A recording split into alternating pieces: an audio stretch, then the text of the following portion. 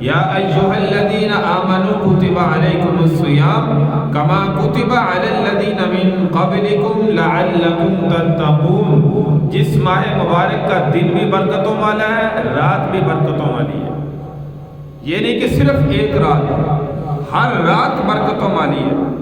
فرمایا روزے کی حالت میں بندہ جب بھی اپنے اللہ سے مانگتا ہے، اللہ مسلمان کی دعاؤں کو قبول فرماتے ہیں، اور ساری افطار کے وقت تو زیادہ اللہ تبارک و تعالی اس امتی کی دعاؤں کو جو ہے وہ قبول فرماتے ہیں، کیونکہ روزے کی حالت میں ہوتا ہے۔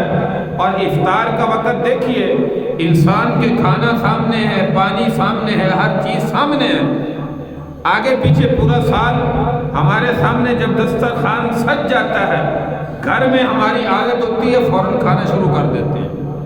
لیکن رمضان المبارک کا مہینہ دیکھیے، اللہ تبارک و تعالی نے جس کے روزے ہم پر فرض کیے ہیں، کھانا پانی ہر چیز سامنے ہے، لیکن مسلمان جو ہے وہ کھا نہیں سکتا۔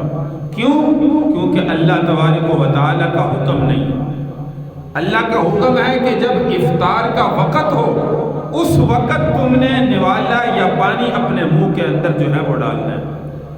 اب یہ عام امتی بھی سمجھتا ہے کہ اس سے پہلے کھاؤں گا، سارا دن میرا بھوکا پیاسا رہنا جو ہے وہ بیکار چلا جائے گا، اللہ ناراض ہو جائے گا۔